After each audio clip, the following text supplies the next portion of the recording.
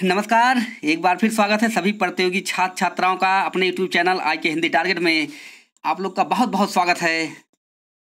बहुत बड़ी खुशखबरी है कि आप लोग का रिजल्ट आ चुका है हिंदी विषय का। जी हाँ, हिंदी विषय का रिजल्ट आ चुका है पुरुष का, जिसमें से सभी लोग का, जितने लोग थे सभी का चयन हुआ है और चयनित छात्रों को बधाई हो। अब उनको जल्द से जल्द तैयारी करनी है क्योंकि जल्द ही आवेदन लिए जाएंगे और जो टीजीटी पीजीटी साक्षात्कार से थे उनमें से कहीं ना कहीं जो ऊपर वाले थे उन्हीं का चयन इसमें हुआ है। यानी अब निम्न जो मिनिमम कट ऑफ वाले हैं उनको भी चांस पूरी तरह से मिलने वाला। तो घबराइए मत, सबका चयन होगा, अवश्य होगा। अब आप लोग लगे रहिए। जैसा कि आप लोग को बताया गया है टीजीटी पीजीटी 2016 का साक्षात्कार संबंधित मैं आपको 10 प्रश्न रोज दे रहा हूँ और 10 सवाल पूछ रहा हूँ। तो इसी क्रम में हम आप लेकर आए हैं वीडियो नंबर 29 जो आपको देंगे। और आप लोग को बता दें कि एलटी में जितने भी छात्र चयनित हुए हैं उनका तो आवेदन प्रारंभ हो गया, लेकिन छात्राएं जो परेशान हैं उनका भी जल्द ही रिजल्ट आने वाला है। बस ज़्यादा से ज़्यादा 2-4 दिन में उनका भी रिजल्ट आ जाएगा। और जो सामाजिक विज्ञान के छात्र हैं वो भी घबराए ना, उनका भी 1 हफ्ते में रिजल्ट आ जाएगा। तो कोई घबराए ना, सबसे पहले रिजल्ट आएगा और इंटरव्यू से पहले आपका ज्वाइनिंग करा दिया जाएगा। तो चलिए देखते हैं कौन कौन से प्रश्न रखे गए हैं। चैनल को सब्सक्राइब कर लीजिए, क्योंकि इस चैनल को अगर सब्सक्राइब कर लेंगे तो आपका चयन पक्का हो जाएगा। मैंने आपको बताया है कि लाइक कर दीजिए, बेल आइकन को दबा दीजिए। तो चलिए देखते हैं कौन कौन प्रश्न रखे गए थे। पहला प्रश्न था पुरानी हिंदी के 2 कवियों के नाम बताइए। तो पुरानी हिंदी के 2 कवि आप जानते हैं। पुरानी हिंदी का मतलब अपभ्रंश कवियों के 2 नाम बताइए। तब अपभ्रंश के हो गए स्वयंभू, अब्दुल रहमान। ये हैं पुरानी हिंदी के 2 कवि। पुरानी हिंदी का हो या अपभ्रंश का हो। तो पुरानी हिंदी को नाम, अपभ्रंश को पुरानी हिंदी नाम दिया है गुलेरी रामचंद्र शुक्ल ने। दूसरा प्रश्न है काव्य भाषा के रूप में अवधि का विकास और उदय कहाँ से माना जाता है। तो ये माना जाता है आपका भक्तिकाल से। मध्यकाल कहिए या भक्तिकाल से। भक्तिकाल से माना जाता है क्योंकि अवधि का विकास यहीं से हुआ है। आपका सूफी काव्य देखिए पूरा अवधि में लिखा गया है। ठीक है, तो भक्तिकाल का विकास आप यहीं से बता सकते हैं। वो अवधि का विकास भक्तिकाल से। ठीक। दूसरा प्रश्न, किस साहित्यकार ने आधुनिक काल को 2 भागों में बांटा। तो साहित्यकार वो हैं मित्रबंधु। कौन है? मित्रबंधु ने बांटा है 2 भागों में। पहले भाग को कहा परिवर्तन काल और दूसरे भाग को कहा वर्तमान काल। ये आप जानते रहिए, परिवर्तन काल और वर्तमान काल, ये 2 भागों में बांटे हैं आधुनिक काल को। ठीक है, मित्रबंधु बांटे हैं अपने इतिहास में, मित्रबंधु विनोद में। चौथा प्रश्न, छायावाद युग की 2 पत्रिकाएं बताइए।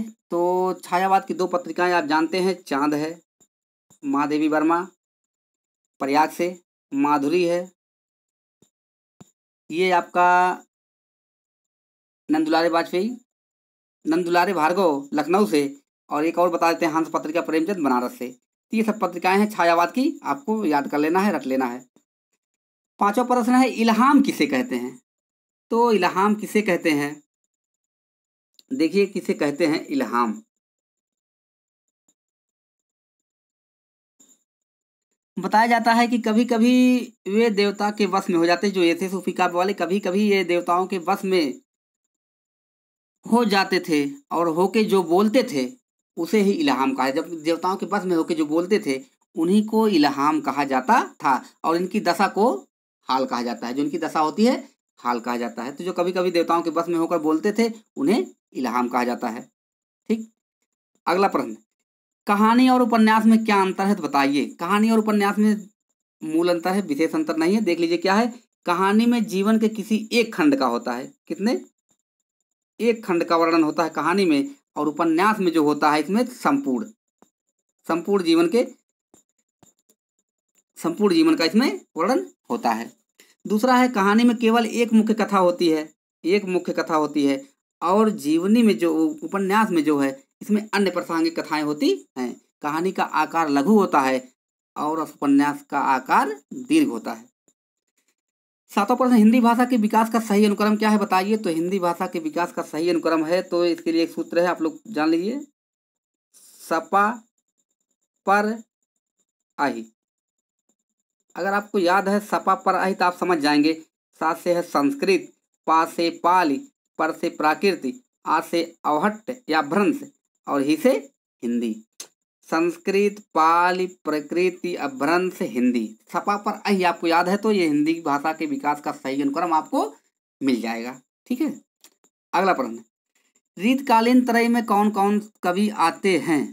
रीतकालीन त्रय में कौन कौन कवि आते हैं? तो इसके लिए भी देखो है केश विभूषण। अब आपको देख लीजिए, केश विभूषण, विभूषण ये सूत्र है। केश विभूषण का मतलब हो गया केश से केशव दास, बी से बिहारी और भूषण से भूषण, ये तीन आते हैं। रीतकालीन त्रयी में कौन कौन कवि आते हैं? तो केशव दास, बिहारी, भूषण। केश विभूषण याद है तो आपको याद हो जाएगा। आठवां प्रश्न, नौवां है, उत्तर प्रदेश की द्वितीय राजभाषा कौन सी है? तो उत्तर प्रदेश की द्वितीय राजभाषा आपका है उर्दू। क्या है? उर्दू द्वितीय राजभाषा है, प्रथम राजभाषा हिंदी, आप लोग जान रहे हैं। नौवां देखते हैं, नौवां क्या है? नौवां हो गया है 10वां प्रश्न, किस बोली को सबसे ज्यादा लोग बोलते हैं? बताइए, किस बोली को सबसे ज्यादा लोग बोलते हैं? बहुत लोगों ने कमेंट लिखा, अच्छा लिखा है।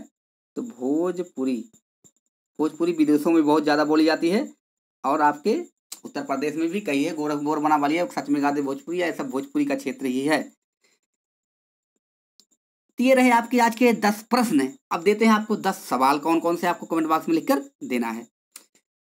तो चलिए देखते हैं पहला सवाल, काल किसे कहते हैं? आपको बताना है काल किसे कहते हैं, यानी जो आपका है काल 3 प्रकार के, वर्तमान काल, भूतकाल, भविष्यकाल, तो उसको बताना काल किसे कहते हैं, इसकी परिभाषा बताना आपको है। दूसरा, अमीर खुसरो का कोई गजल सुनाइए। अमीर खुसरो का कोई गजल सुनाइए, तो आपको ये गजल सुनाना, कोई भी सुना दीजिएगा, ठीक है।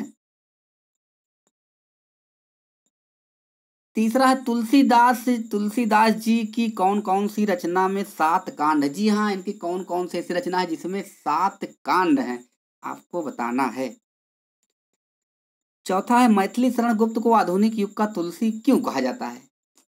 आपसे ऐसे पूछा जाएगा, आधुनिक युग का तुलसी नहीं पूछा जाएगा, किसे कहा जाता है? आधुनिक युग का तुलसी क्यों कहा जाता है, ये आपको बताना है कमेंट बॉक्स में लिखकर।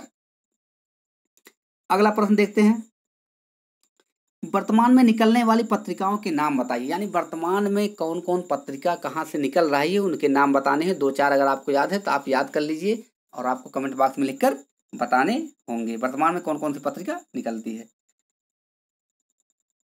छठा नंबर पर है, सबसे ज्यादा नाटक लिखने वाली महिला का नाम बताइए, यानी जो सबसे ज्यादा नाटक लिखने वाली महिला है उनका नाम आपको बताना है, कौन महिला है, ठीक।